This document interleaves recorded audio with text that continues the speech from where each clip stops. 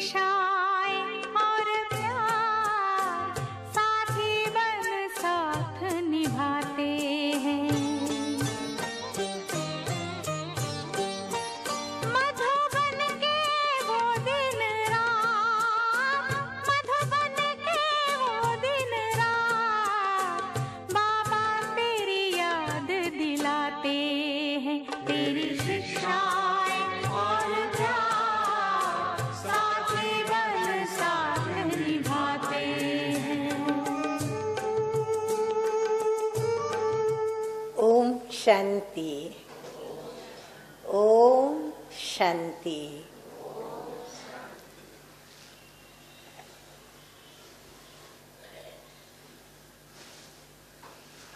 मीठे मीठे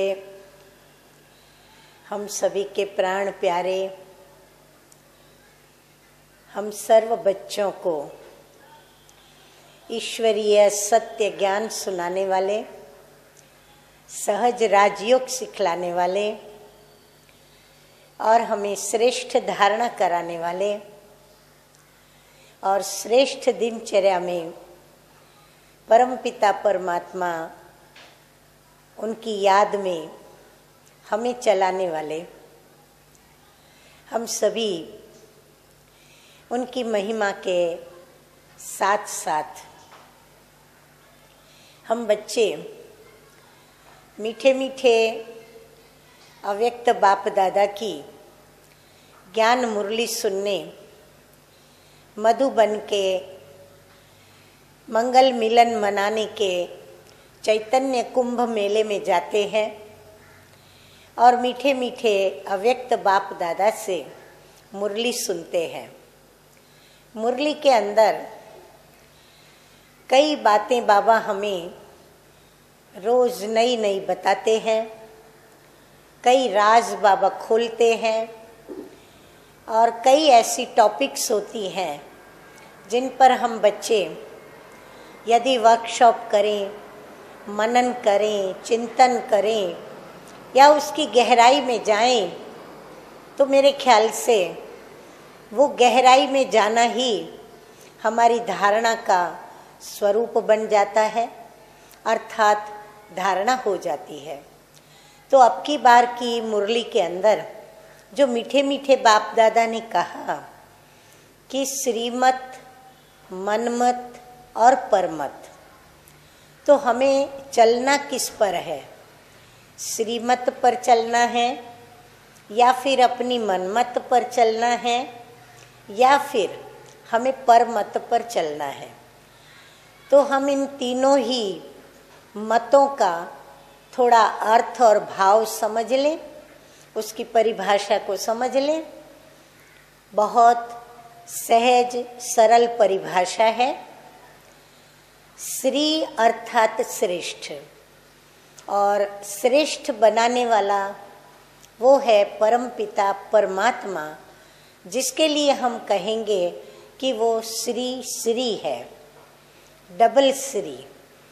अर्थात हम बच्चों को श्रेष्ठ बनाने वाला और सर्व प्रकार से श्रेष्ठ मनसा वाचा कर्मणा, तीनों ही प्रकार से हमें इस मत पर चलना कैसे और उसके फायदे क्या हैं, उसके नुकसान क्या हैं और उस फायदे के कारण क्या हैं, नुकसान के कारण क्या हैं और फिर उसका निवारण क्या है, वो हम बच्चों को बहुत स्पष्ट समझाते हैं।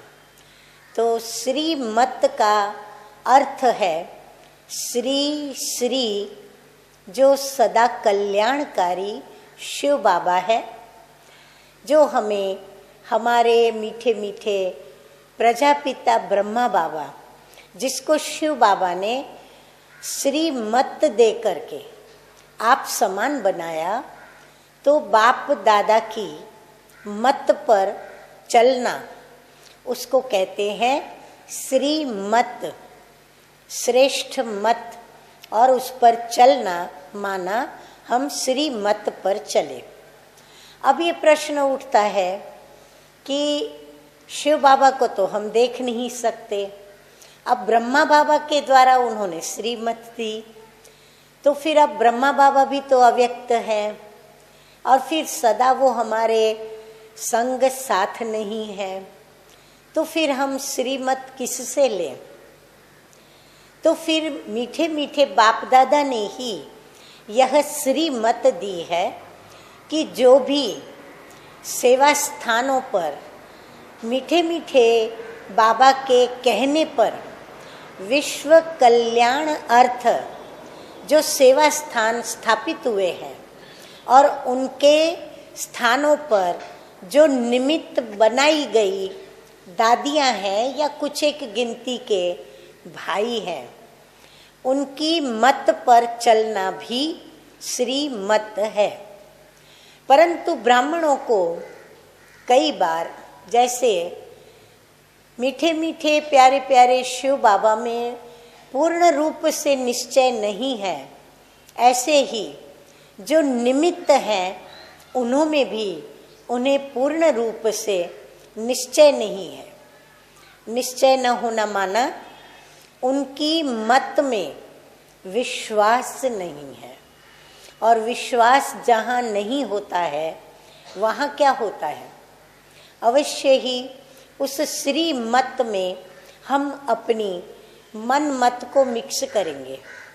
मन मत माना क्या कि श्रीमत तो मुझे मिली, लेकिन श्रीमत मिलने के बाद भी पूर्ण विश्वास और निश्चय न होने के कारण हम अपने मन के साथ भी बातें करते हैं कि कहीं हम ये मत मान करके ऐसा करेंगे और अगर ऐसा हुआ तो, अगर वैसा हुआ तो, अगर फायदा नहीं हुआ तो, यदि नुकसान हुआ तो क्या ये राइट है?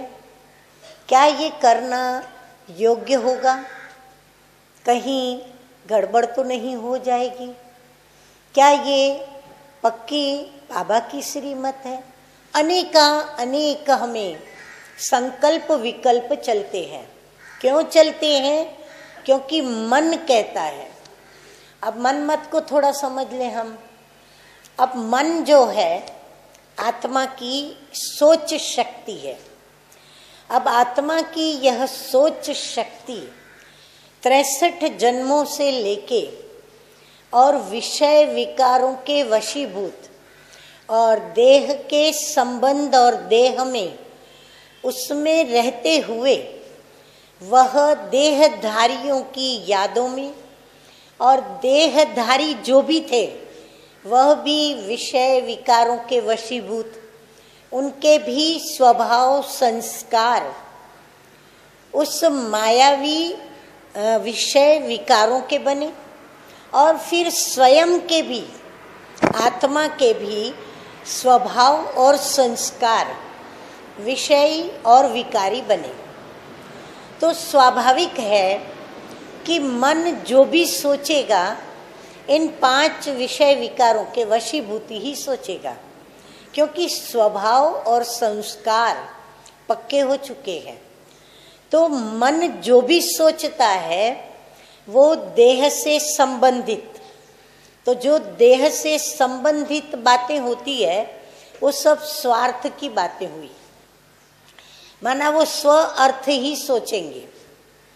और फिर जो देहधारियों की याद में जो भी सोचेंगे वह भी स्व अर्थ ही सोचेंगे। तो मन के कहने पर चलना माना नेगेटिव ही चलना। अब हम उस नेगेटिव को जो श्रीमत है, श्रेष्ठ मत है, उसमें मिक्स करते हैं। अब जब नेगेटिव को हम पॉजिटिव में मिक्स करेंगे तो क्या होगा? स्वाभाविक ही हमें वो प्योर मत पर चलने का सही अकल नहीं आता है, और वो सही अकल न आने के कारण या सही दिव्य बुद्धि न चलने के कारण हम फिर क्या कर लेते हैं? आधा श्रीमत आधा मन मत, और फिर स्वार्थी मन जहाँ अपने फायदे की बात होगी वहाँ कहेंगे हमने श्रीमत का ऐसे पालन किया। और इतनी चालाकी और चतुराई के साथ हम मन मत की जो बात हमारी चली उसको हम श्रीमत का रूप देकर और फिर वर्णन करते। जैसे बाबा ने कई बार मुरलियों के अंदर बताया है कि झूठ को भी सच सिद्ध करने की कला हम धारण कर लेते हैं और कोशिश करते हैं फिर कि हम जो कह रहे हैं वह हमारे निमित्त मान ले, या फिर हम जो मनमत मिक्स करके और जो श्रीमत पर हम चलते हैं वो हमारे निमित्त समझ न पाए। अर्थात आज के शब्दों में हम कहें तो हम निमित्त को भी धोखा दे देते हैं और धोखा देने की कोशिश करते हैं। और धोखा देने वाले अक्सर या तो झूठ का सहारा लेते, या हेरा फेरी का सहारा लेते, या छिपने छिपाने का सहारा लेते, या नेगेटिव को पॉजिटिव करके सुनाने का सहारा लेते, या झूठ को सच करके बताने का सहारा लेते। बहुत सारी बातें हैं इसके अंदर। मैं आपको इन तीनों ही शब्दों के ऊपर आपको 7-7 दिन तक मैं स्पष्टीकरण 1-1 घंटा सुना सकती हूँ। इतनी बाबा ने हमें श्रीमत, मनमत और परमत की गहराइयाँ बताई है। तो जब हम मनमत पर चलते हैं तो हमारा मन हमको उस ही दिशा में ले जाता है जिसमें हमने अपना फायदा समझा है, परंतु हमने अपना फायदा श्रीमत में नहीं समझा पर मन मत में समझा।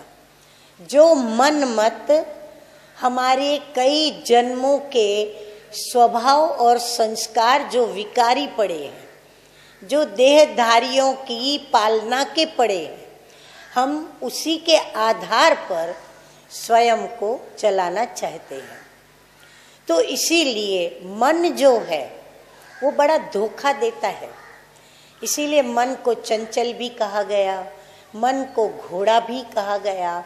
और मन के ऊपर इतनी बातें हैं कि हम मन को जीतने के लिए भले कितने भी प्रयत्न करें। शास्त्रों ने भी कहा कि मन को जीतो तो जगत को जीत गए।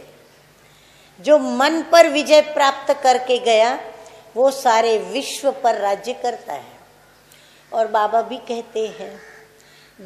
कहते हैं यदि आपने मन, बुद्धि और संस्कार, यदि इन तीनों के द्वारा जो यह शरीर की कर्मेंद्रियां काम करती हैं, यदि इन कर्मेंद्रियों की आत्मा इन शक्तियों के साथ मालिक बन जाए, अर्थात सोच शक्ति माना मन, और फिर निर्णय शक्ति, विवेक शक्ति अर्थात बुद्धि, और फिर कर्म और कर्म को बार बार कराने की शक्ति, जिसको हम कहते हैं संस्कार। यदि हम इन तीनों ही शक्तियों को पॉजिटिवली लेकर के सकारात्मक रूप से तैयार करके यदि कर्मेंद्रियों को चलाते हैं तो हम कर्मेंद्रियों के मालिक बनते हैं। अर्थात बाबा ने जैसे कहा कि बाप चाहते हैं कि मेरे बच्चे बालक सो मालिक बने। अब बालक तो हैं बाबा के हम, लेकिन मालिक बने तो किसके मालिक बने? तो ये जो हम आज तक गुलाम बन करके चल रहे हैं ना, विषय विकारों के, मन भी गुलाम हो चुका है, बुद्धि भी गुलाम हो चुकी है और संस्कार भी गुलाम हो चुके हैं।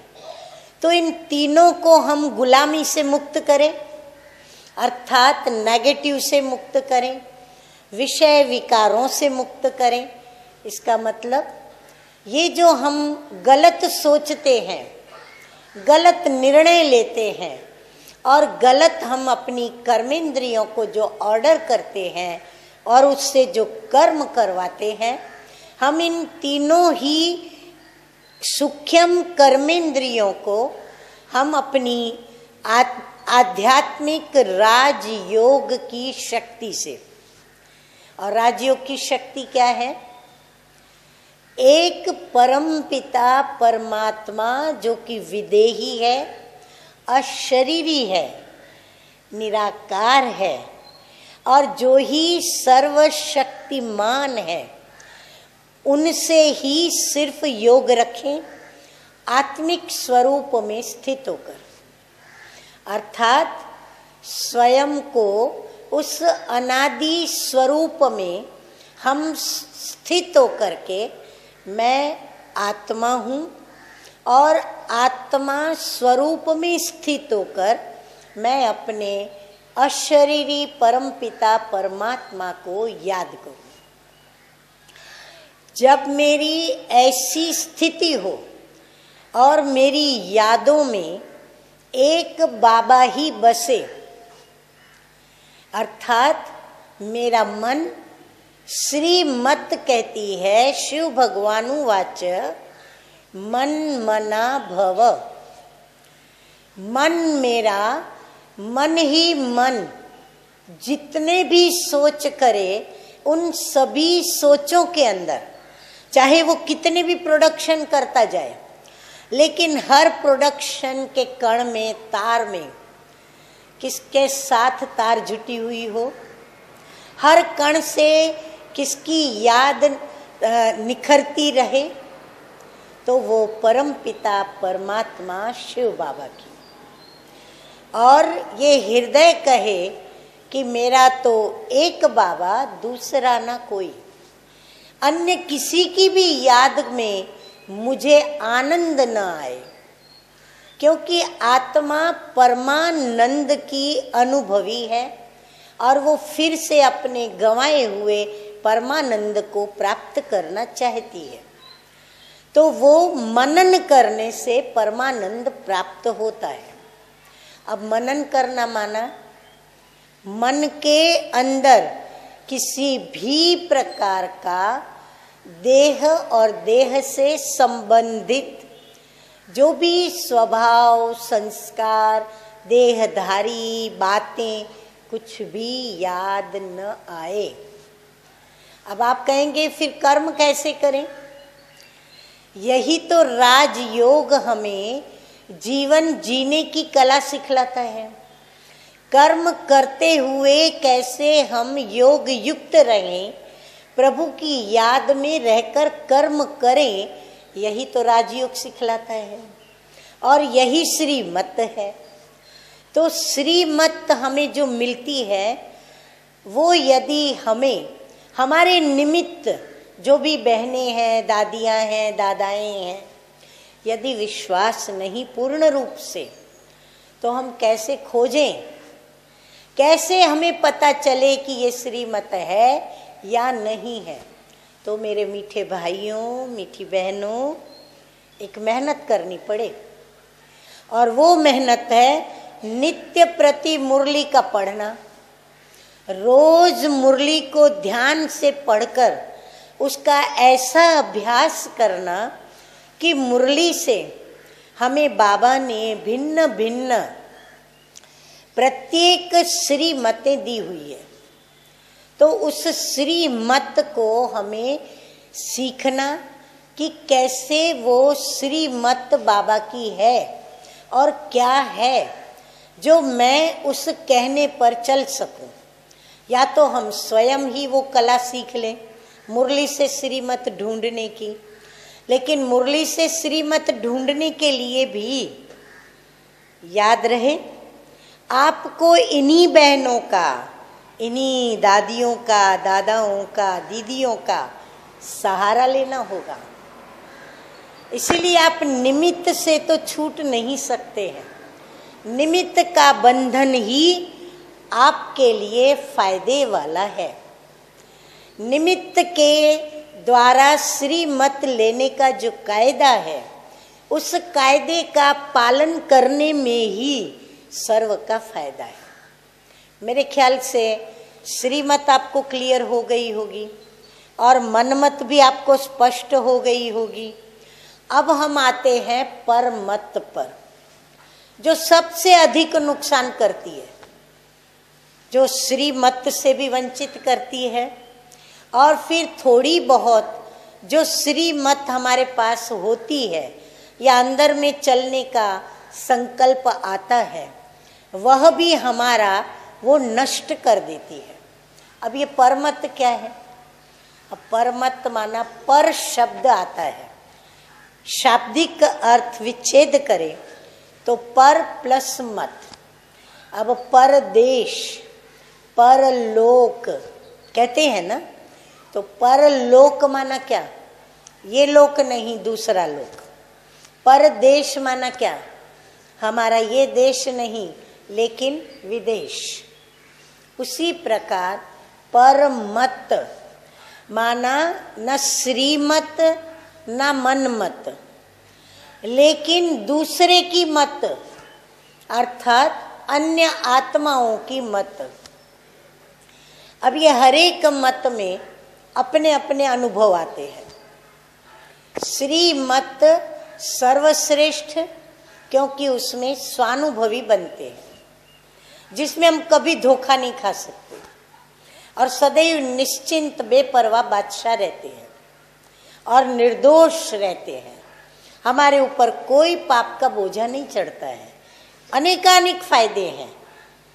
और मनमत में थोड़ी श्रीमत मिक्स करके चलते हैं तो कभी फायदे में होते, कभी नुकसान में होते, परंतु फायदा भी पूर्ण रूप से नहीं तो नुकसान भी पूर्ण रूप से नहीं। तो वो भी हमें हलचल में ही रखता है, डावाडोल ही रखता है। हमारी स्थिति न अचल बनने देता न अडोल बनने देता, वहाँ भी नुकसान है। अब परमत तो एकदम टोटली नुकसान करने वाली मत है। परमत माना श्रीमत में स्वानुभव, मनमत में थोड़ा अनुभव, और परमत में हमें ऐसे अनुभव होते हैं जिसने किए वो तो सुधर जाता है, वह तो अपना परिवर्तन करता है, और वह व्यक्ति फिर परमत पर कभी नहीं चलता, इवन मनमत पर भी नहीं चलता। इतना उसका परिवर्तन हो जाता है और वो श्रीमत पर चलने लगते हैं। परमत माना एक तो हमारा ब्राह्मण परिवार है, ईश्वरीय परिवार, दूसरा हमारा बेहद का विश्व परिवार है। तो अब ये दो परिवार, और तीसरा है हमारा लौकिक परिवार। अब ये तीनों परिवारों के बीच में हम रहते हैं और तीनों ही परिवार में हम हर एक को मेरा मेरा कहते हैं। लौकिक में भी हम देह के संबंध है इसलिए मेरा कहते हैं। अलौकिक परिवार में हमारा अलौकिक माता पिता के बच्चे, हम सब आपस में भाई बहन, इसलिए भी हम मेरा कहते हैं।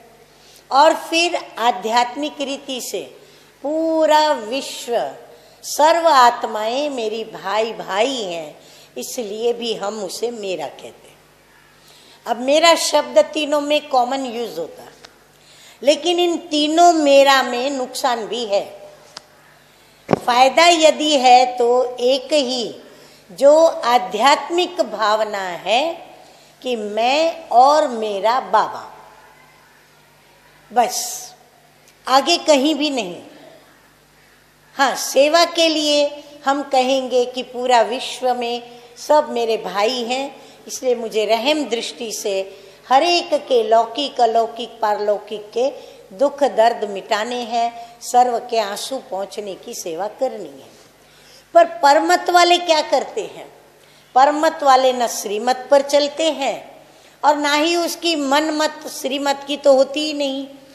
पूर्ण रूप से जो आंखों ने नेगेटिव देखा, जो कानों ने नेगेटिव सुना, और जो उनके स्वभाव संस्कार जो नेगेटिव चलने के और करने के और बार बार उस पर चलने के जो उनके चलते आए हैं, उन्हीं स्वभाव और संस्कारों के ऊपर दूसरों को राय देना, बताना, सुनाना, दिखाना, चलना, चलाना, खुद का नुकसान करना, उनका नुकसान करना, अपने भाग्य की को लकीर लगाना और दूसरों के भाग्य को भी लकीर लगाना, और माया को बिल्कुल पहचानना नहीं। दिव्य नेत्र ज्ञान का जो तीसरा मीठे मीठे बाप ने दिया है, उसको बंद करके चलना, नेत्र मिलते हुए भी अंधे होकर चलना, और खुद तो अंधे, दूसरों को भी अंधा बनाने चलते हैं। और ऐसे जो दुनियावी लोग हैं, भले वो ब्राह्मण हैं, लेकिन चाल दुनियावी होती है। दुनिया में भी कई ये चाल नहीं चलते, लेकिन कई बाबा के बनने के बाद भी यही दुनिया की चाल चलते रहते हैं। और जो उनको नेगेटिव अनुभव आते हैं, नेगेटिव अनुभव किसको आते हैं? कहते हैं हम अच्छे तो सारा जग अच्छा, यदि हम बुरे, हमको अनुभव भी बुरे आते हैं। तो हम अच्छे नहीं तो हमको अनुभव भी अच्छे नहीं आते। हम अच्छे क्यों नहीं? क्योंकि हम श्रीमत पर नहीं हैं। जो बाबा कहते हैं, जैसे बाबा कहते हैं, या जो निमित्त कहते हैं, वो हमें जो कहते हैं, जैसे कहते हैं, जैसे वो चलने की राय देते हैं, मत देते हैं, हम उसको मानते नहीं। जानते हैं पर मानते नहीं। कितनी बड़ी भूल करते हैं।